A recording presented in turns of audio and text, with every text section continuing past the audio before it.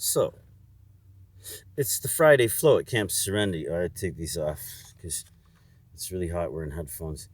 For the record, I'm actually camping out kind of in a way underneath my bed at the moment. You won't believe the fucking setup I'm in. That's the frame of my bed up there. I'm sitting in a little hole in the ground. I dug a hole in the ground because it's fucking hot out, ridiculous hot. And the sun glaring in on me there now. I'm trying to find a shaded spot. So here I am with some bales of hay. Okay. I dug a bit of hole in the ground. I'm going to try and show. I don't know if that shows. Anyway, technically I'm underground.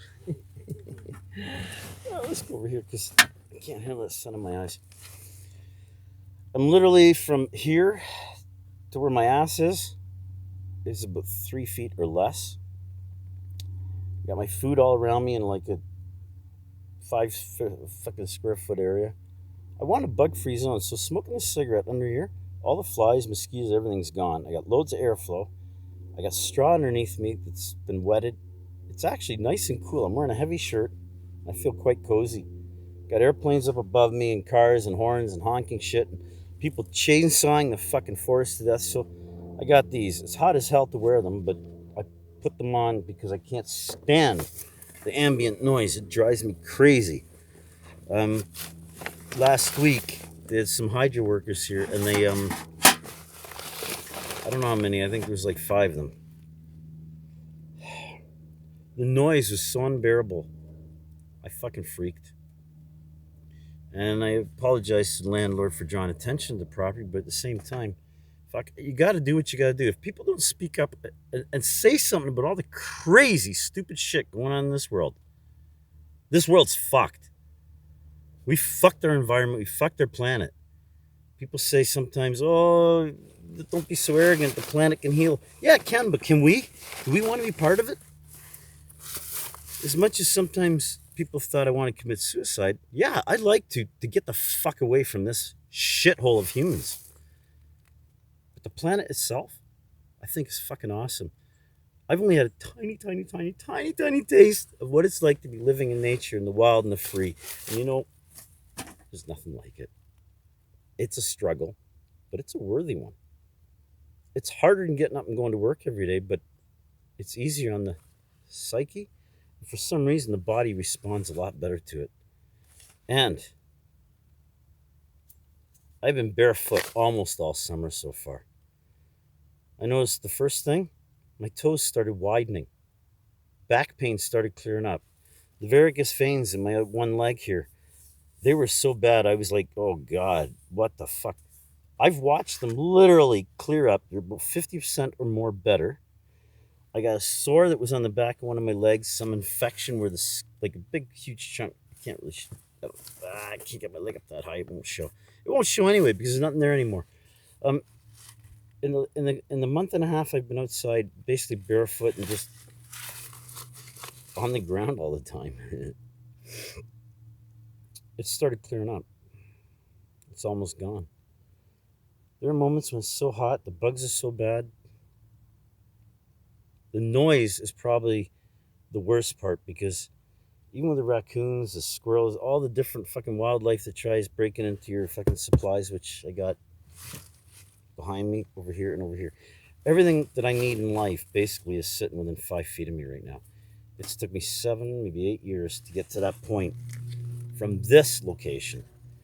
I was close to that in several others, but you know what was missing in every one of them? The forest.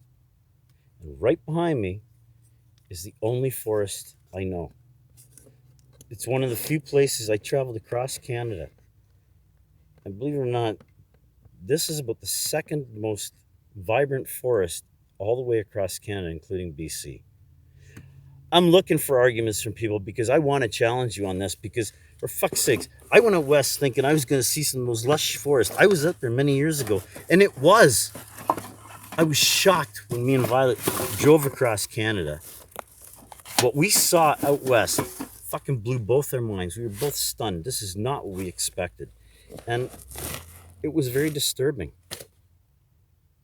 Then we come back to Ontario, and there was one place northern Ontario that was like, whoa, that's like out west, except everything's miniature. And where I am right now is the next best spot we found.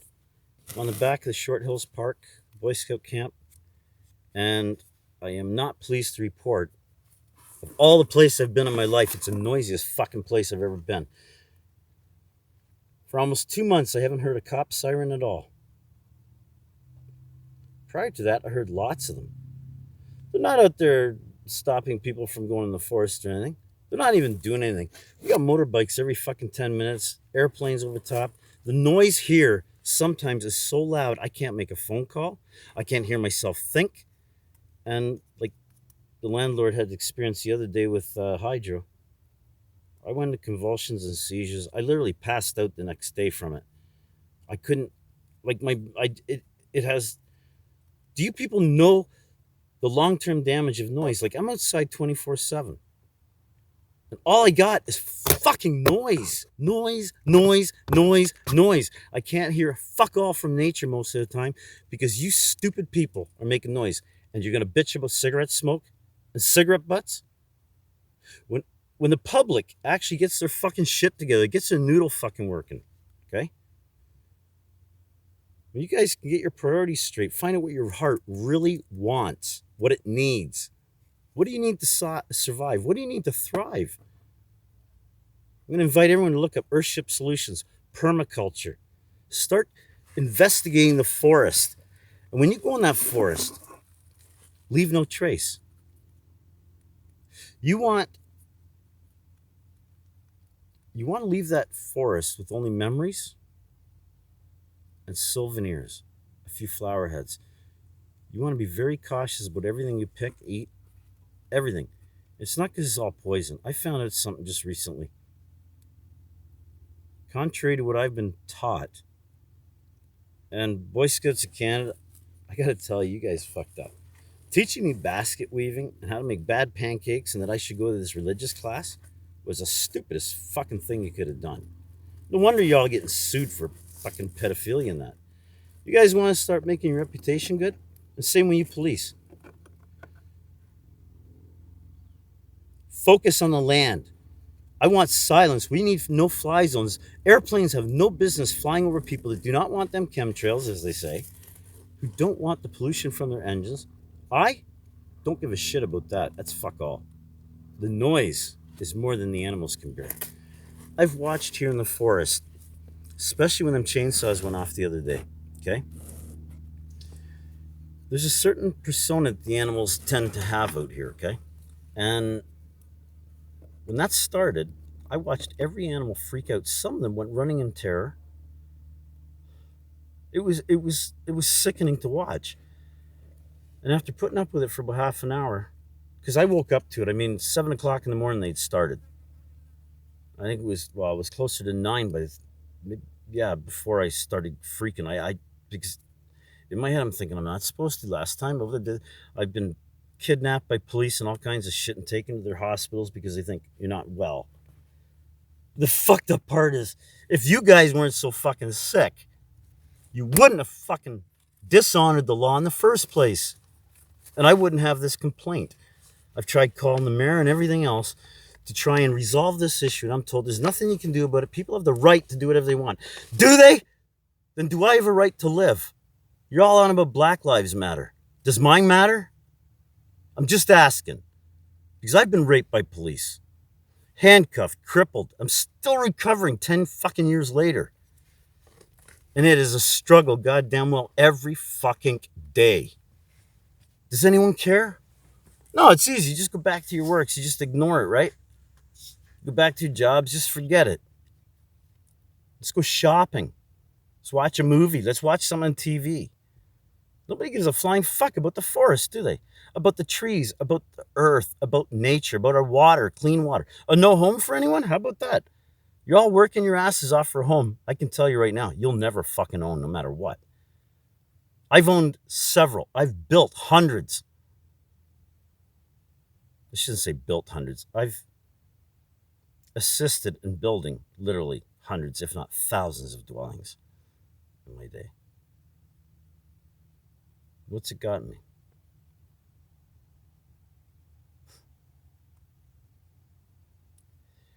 It's taught me a valuable lesson. Your world, mankind. If you guys really want to do what's right, you'll protect the forests, you'll protect the gardens. You'll learn to honor nature, you'll learn to honor Earth. You people from Toronto and surrounding area, stop visiting our park. Go visit your own. If you don't have any, then maybe you should try working on building one. That's what I'm doing here because you dumbasses, okay? I've been hiking in these woods for years. I've yet to meet anybody, not one fucking person that's local. Not one person in that forest have I met in the 7, 8 years I've been here that actually lives within a kilometer of that forest. No one. What the fuck? They were all from Toronto, Mississauga, Hamilton, Niagara. Some of them from Welland. Some of them from London. What's the other place? You get the point. It's crazy. Now the police got the park closed off up there, so they're parked all along the road, all up in front here. Which, by the way, the property I'm at, for all those that are wondering where I am, there's a cube van back end that's been parked out front that has Black Lives Matter written on it. I'm the barn boy. I'm also Dave. And I care about the forest. I care about Earth. It's my passion. It's everything to me. And I'm going to invite some of you to review some music that I think is apropos for the occasion. It speaks my heart. The music is from Selena Gomez. Think about the sweeter place, a sweeter place where we can hide away. What it's like to be wild and free back in the wild. Like there's so many things in her lyrics, and you follow right from the beginning. Links into the twin flame paradigms, the code online. There was a day when we had these rooms we worked on. Some of you are going to know what I'm talking about right away, because I'm not going to believe for a second that all that work we did and those people that I worked with online for a number of years before getting here, there's no way you fucking left. And for those that were trying to con me out at the Six Nations, you didn't need to do that. What you needed to do is be truthful and honest with me, and we could have avoided a lot of problems there. Some here are phony baloney full of shit, but I know your hearts want the same thing. It's fortunate I do know that. Here we are in the national park on the edge of it. Like I'm literally sitting 20 feet away, going back that way, about 20 feet. That's the Short Hills Park. I'm right on the fucking boundary of it. And within that park is the Boy Scout camp where I learned basket weaving. Never learned how to make a fire, roast marshmallows, a stealth fire, a rocket stove, a Dakota fire pit, Canadian candle. None of the things that might help with survival. Never learned how to get the pine things out. These little pieces of stick from the pine tree that are natural mosquito repellent. When you burn them, it produces a nice smoke that, well, I had a young'un that's probably 11, 12 years old today, my brother's daughter. We went out for a hike down there, and she kept asking me to light it again, and because she just wanted to smell the fragrance of it. It was so subtly beautiful. We checked out the walnuts. There's a number of other plants I don't even know the name of. When you rub them in your hands, oh, the fragrance. There's so many gifts and beautiful things in that forest. And we sat there with our feet in the water today. There's a river down at the bottom here. And watched a guy on a bike. And I said, watch as he comes by. He won't even notice we're here. And he didn't. Damn. Got a big helmet on. And he's riding a mountain bike through the forest, record speed. 10 minutes later, there's a couple of hikers on backpacks. I said, watch as they come around the corner. They can't help but notice us. And they both did right away. I thought, see, it's beautiful. We've seen a lot of beautiful things today. But when this young'un got to the rapids in the water where I was taking her for the shore, this is one of the spots I come and hang out to try and get away from it all. He says, Dave, this is beautiful. The water, it's so... And all of a sudden she stopped. He says, what's that other noise? And I said, That's the cars on the road. Lawnmowers, chainsaws. And she looked down from it really sad. And she says, "This, Dave," like she was saddened by it. I think everyone should. And if I don't say nothing, I'm just going to feel like shit because this eats me up all the time. I don't know if my videos ever get out to anyone or not. But I figured I had to say or do something.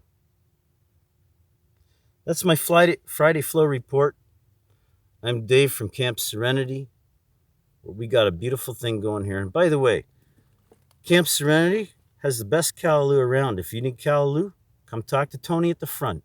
You can't miss him. He's the dark-skinned guy, but I'm the black one. Catch you later, boys and girls.